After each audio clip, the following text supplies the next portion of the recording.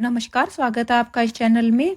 आज हम बात करेंगे सूर्यदेव के गोचर की। सूर्यदेव अब 13 अप्रैल को मीन राशि से निकलकर मेष राशि में प्रवेश करने वाले हैं। सूर्यदेव एक महीने में एक राशि परिवर्तन करते हैं, तो यह मेष राशि में अब परिवर्तन कर रहे हैं। तो मेष राशि सूर्यदेव की उच्च राशि मानी जाती है।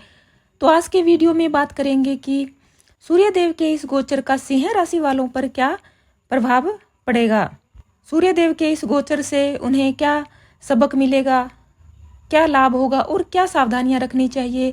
अगर उन्हें लगता है कि उनके कार्यों में कोई रुकावट आ रही है, जितनी वह मेहनत कर रहे हैं उनके मुताबिक उनको फल की प्राप्ति नहीं हो रही, तो यहाँ पर वह कुछ प्रैक्टिकल रेमेडीज भी अपना सकते हैं, जिससे उनके कार्यों में कोई भी रुकावट नहीं आएगी। अगर आप इस चैनल पर नए हो तो प्लीज़ वीडियो को लाइक कीजिए, चैनल को सब्सक्राइब कर लीजिए ताकि आने वाली सारी वीडियो के नोटिफिकेशन आपके पास सबसे पहले आ जाए। और इस चैनल के साथ बने रहने के लिए आप सबका बहुत बहुत धन्यवाद। तो बात करते हैं कि सिंह राशि वालों के लिए यह गोचर कैसा रहेगा।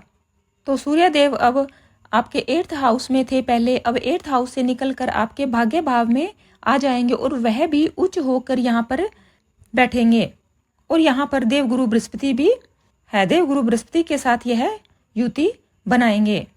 सिंह राशि के लिए सूर्यदेव इनके राशि के लॉर्ड होते हैं और यह उच्च के होकर अब इनके 9th हाउस में आ जाएंगे। तो सूर्यदेव को हमारी आत्मा का कारक माना जाता है, हमारे मान सम्मान का कारक माना जाता है, पिता का कारक माना जाता है, सरकार का कारक माना जाता है। और अगर आप राजनीति में अपना कैरियर बनाना चाहते हो तो अगर सूर्यदेव को आपने शुभ कर रखा है तो आप सफलता की सीढ़ियां चढ़ते ही जाओगे। अगर सूर्यदेव शुभ नहीं है तो समाज में भी आपको मान सम्मान नहीं मिलेगा। अगर सूर्यदेव को आपने शुभ कर रखा है, सूर्यदेव अच्छी स्थिति में है, तो आपकी समाज में प्रतिष्ठा बढ़ती ही जाएगी। आप के अंदर एक अलग ही कॉन्फिडेंस होगा, लोग आपकी बातों को ध्यान से सुनेंगे।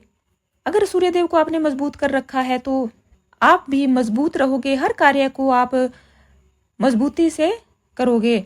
और यह अब मेष राशि में है, तो मेष राशि के स्वामी मंगल देव हैं जो सूर्य देव के मित्र हैं। एक महीना काफी होता है, आप प्रयास करिए, भाग्य आपका साथ देगा।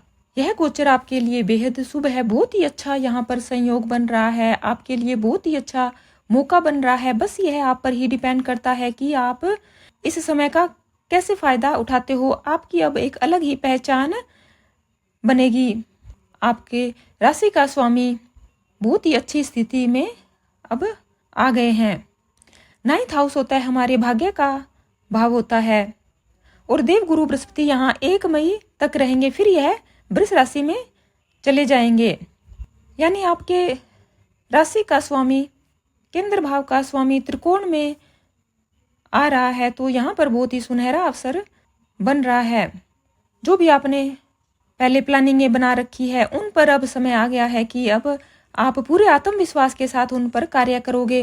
पहले आपको लग रहा था कि आपके कोई गुप्त शत्रु है, वो आपको परेशान कर रहे हैं, आपको टेंशन हो रही थी, पिछला महीना कुछ आपके टेंशन में ही गुजरा होगा, लेकिन आप अब चिंता मत करिए, अब भाग्य आपका पूरा साथ देगा। बस यह आप पर ही डिपेंड करता है कि आप कितनी मेहनत करते हो, कितनी ईमानदारी से, लगन से आप अपने कार्यों को आगे बढ़ाते हो। अवसर तो आपके पास काफ़ी आएंगे।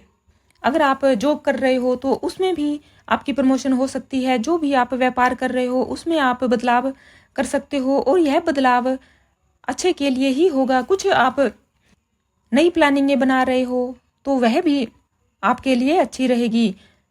अब 13 अप्रैल के बाद का समय आपके लिए खुशियों भरा होगा, क्योंकि आपके व्यक्तित्व पर अब इसका पूरा प्रभाव पड़ेगा।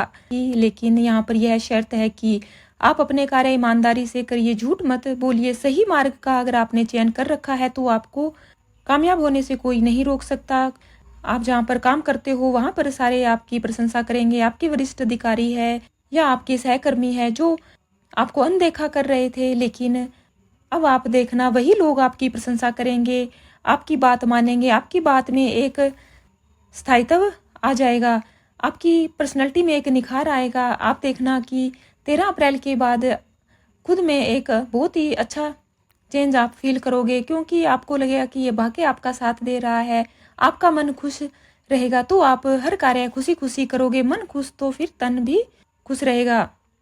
आपके कार्यों में अब वृद्धि होती हुई दिखाई देगी, जिससे आपका मन अब खुश रहेगा। यहाँ पर बहुत ही अच्छा योग बना हुआ है। अगर विद्यार्थी हैं उच्च शिक्षा के लिए वह दूर जाना चाहते हैं तो यहाँ पर उनकी लंबी यात्राएं भी हो सकती है। अगर कोई पहले रुकावट आ रही थी तो अब भाग्य उनका साथ देगा। शिक्षा से संबंधित अब कोई भी रुकावट नहीं आएगी। विदेश जाने का मौका आपको पूरा पूरा मिल रहा है। अगर आप विदेश जाना चाहते हैं तो आप जा सकते हैं और आपके धर्म कर्म के कार्यों में रुचि बढ़ेगी। अगर आपको कोई भी कार्य ऐसा मिले कि जिसमें आप धर्म कर्म का कार्य कर सकते हो, कोई आध्यात्मिक एक्टिविटी भी आपको करने को मिले तो आप पीछे मत हटिए, उनको आप बढ़ चढ़ कर करिए। आध्यात्मिक उन्नति भी आपकी अब होगी। आप धार्मिक यात्राओं पर जाओगे और आपके लिए बहुत ही अच्छा समय व्यतीत होगा। लंबी यात्रा पर आप जा सकते हो, यहाँ पर योग बना हुआ है। लेकिन अब बात करते हैं कि आपको कुछ सावधानियां भी रखनी है। तो यहाँ पर सबसे पहले आते हैं हमारे आपके फादर के साथ आपको बहस नहीं करनी है, मन मुटाव आपको नहीं करना है। जितना हो सके फादर की आपको रिस्पेक्ट करनी है। फादर के समान अगर कोई आपके घर में व्यक्ति है या बाहर है, उसके साथ आपको बनाकर रखनी है। कोई भी अपनी वाणी से कुछ ऐसा नहीं बोलना है कि सामने वाले को बुरा लग जाए। आपका बॉस है या वरिष्ठ अधिकारी है, उनके साथ भी आपको सहयोग करना है। नहीं तो अगर छोटी सी बात भी बड़ी बन सकती है। अगर जैसे ही आपको लगे कोई बहसबाजी का माहौल बनने वाला है तो वहाँ पर आप अपनी सूझबूझ दिखाइए, अपने बुद्धि विवेक का इस्तेमाल कीजिए और वहाँ पर अगर कोई बात बढ़ रही है तो वहीं पर आप ख़त्म कीजिए।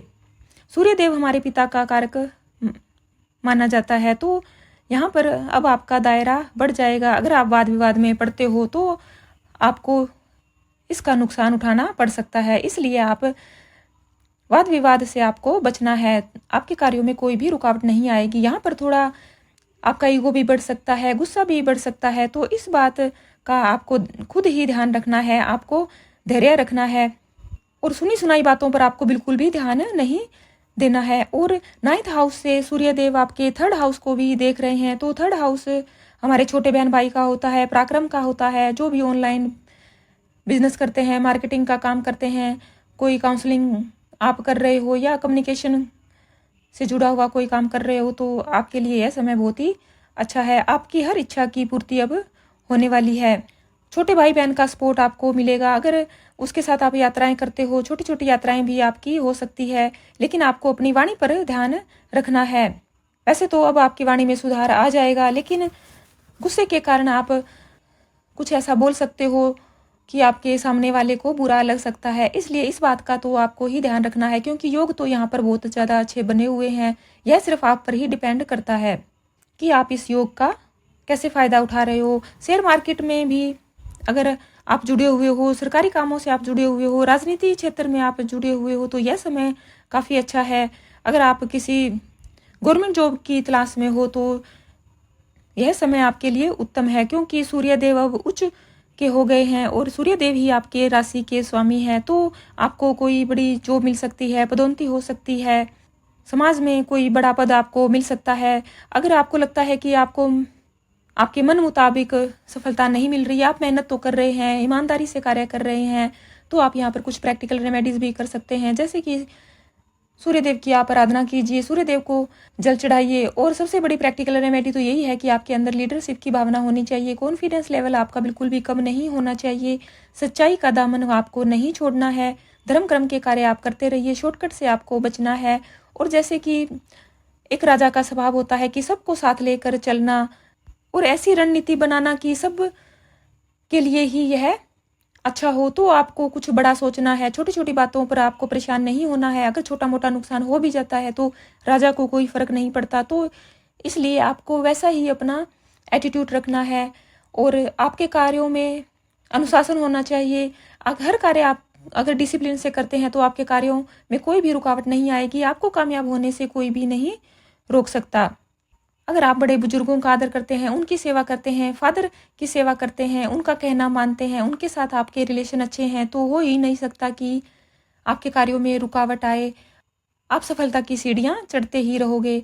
इसलिए आपको इस बात का विशेष ध्यान रखना है कि यहाँ पर आपके लिए बहुत ही अच्छे शानदार अवसर बने हुए हैं, लेकिन यह सिर्फ इंसान पर ही निर्भर करता है कि वह जो योग बने होते हैं उनका फ़ायदा कैसे उठाता है। कुछ लोग तो होते हैं कि खूब प्रयास करते हैं, ईमानदारी से कार्य करते हैं और बीती बातों को भुलाकर आगे की सुध लेते हैं और खुशी खुशी वह अपना काम करते हैं, तो यहाँ पर उनके कामों में कोई भी रुकावट नहीं आती। और कुछ लोग होते हैं कि भाग्य के भरोसे बैठे रहते हैं और सोचते हैं कि जब योग अच्छे बने हुए हैं तो हमें क्या ज़रूरत है कुछ करने की, और वह अपने कार्यों पर ध्यान नहीं देते। लेकिन इस बात का आप हमेशा ध्यान रखिए कि अगर योग शानदार बने हुए हैं तो 50% तो काम आपका हो जाता है। लेकिन अगर आप मेहनत करते हो, प्रयास करते हो, आपकी नीयत अच्छी है, अच्छे काम करते हो, तो आपके कार्यों में रुकावट नहीं आती। जो लोग मेहनत नहीं करते हैं और इस मौके का फ़ायदा उठाना उनको नहीं आता है, तो उनके काम नहीं बनते हैं। इसलिए सिर्फ वही लोग शिकायतें करते रहते हैं जो मेहनत नहीं करते और जिनके कार्यों में ईमानदारी नहीं होती, अपने कार्य के प्रति वह लगन नहीं रखते। इसलिए आपके लिए यह बहुत ही अच्छा मौका बना हुआ है, शानदार मौका बना हुआ है, अच्छे योग बने हुए हैं। सिंह राशि के लोग वैसे मेहनती होते हैं और यह जानते हैं कि कार्य को कैसे करना चाहिए। बस इनमें एक ही कमी होती है, यह अगर गुस्सा ना करें, वाणी पर नियंत्रण रखें, तो इनके कार्यों में कोई भी रुकावटें नहीं आएगी और बने बनाए काम इनके खराब नहीं होंगे। सफलता की सीढ़ियाँ यह चढ़ते ही जाते हैं। लीडरशिप की भावना इनमें होती है, बहुत ही आत्मविश्वास इनमें होता है। जब व्यक्ति में आत्मविश्वास होता है तो वह हर कार्य करने की हिम्मत रखता है। अगर आपको वीडियो अच्छा लगता है तो प्लीज़ चैनल को सब्सक्राइब कीजिए। इस चैनल के साथ जुड़े रहने के लिए आपका बहुत बहुत धन्यवाद। अपने लॉर्ड के प्रति कमेंट बॉक्स में आभार जताना बिल्कुल भी मत भूलिए। धन्यवाद।